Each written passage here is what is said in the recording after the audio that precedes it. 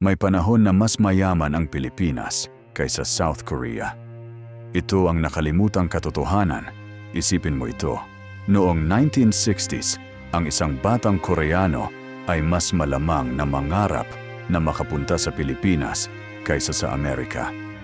Ang Manila ay tinatawag na Pearl of the Orient, ikalawang pinakamaunlad na bansa sa buong Asya. Pangalawa lang sa Japan. Mas maunlad pa tayo kaysa South Korea, Thailand at Malaysia. Paano nangyari iyon? At bakit tayo naiwan ngayon? Ang mga numero na hindi mo mahahanap sa mga libro. Hindi ito kwento. Hindi ito propaganda. Ito ay dokumentado ng World Bank at ng IMF. Noong 1960, ang GDP per capita ng Pilipinas ay umabot sa 257 dolyar.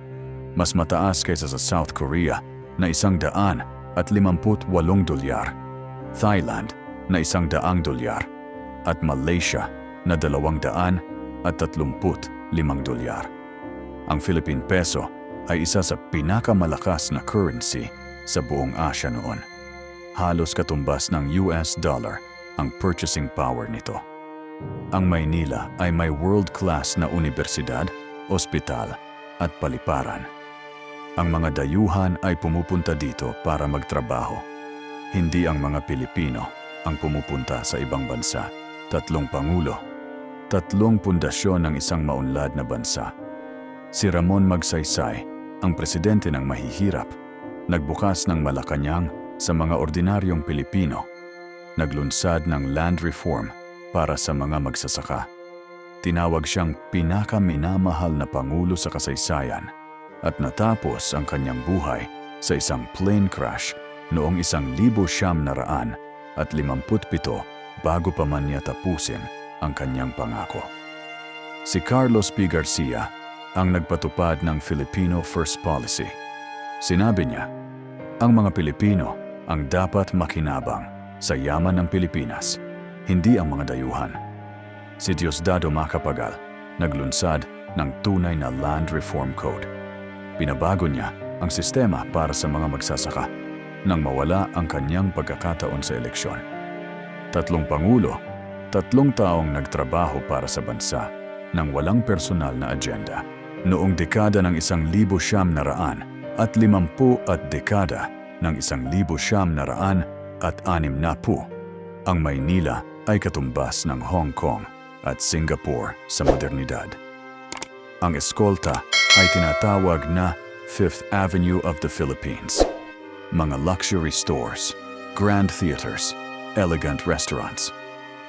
Ang University of the Philippines ay kinikilala sa buong Asya. Ang Philippine General Hospital ay pinaka-advanced na ospital sa Southeast Asia. Ang mga dayuhang negosyante mula sa Korea, Thailand at Indonesia ay pumupunta sa Manila para matuto kung paano magnegosyo. Hindi biro iyon. Ito ay dokumentado ng mga dayuhang travel writers at economist ng panahong iyon. Habang umuusad ang Asya, nagsimula tayong mahuli.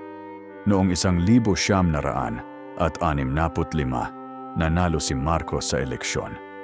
Sa unang ilang taon ay maganda pa ang ekonomiya. Pero noong 1972, martial law. At habang nangyayari ito sa Pilipinas, ang ating mga kapitbahay ay kumikilos. Ang South Korea ay nag-invest ng malaki sa edukasyon at manufacturing. Ang Malaysia ay nagbukas sa foreign investment ng may maayos na sistema. Ang Thailand ay nagtatag ng stable na institusyon. Ang Singapore, na mas maliit pa sa Maynila, ay naging financial hub ng buong Asya. Lahat sila ay nagsimula sa mas mahirap na kalagayan kaysa sa atin. Ngayon, malayo na sila. At tayo? Kasalukuyan nating inaayos pa rin ang mga problemang sinimulan noong panahong iyon. Ang kwentong ito ay hindi para ikahiya ang ating kasaysayan. Ito ay para ipagmalaki ang kung ano tayo noon at maintindihan kung bakit tayo narito ngayon. Isang bansang nakaalam ng kanyang kasaysayan ay isang bansang may pagkakataon na hindi na maulit ang mga pagkakamali. Ang Golden Age ng Pilipinas ay hindi isang mito. Ito ay katotohanan. At kung nangyari na ito noon, maaari itong mangyari muli.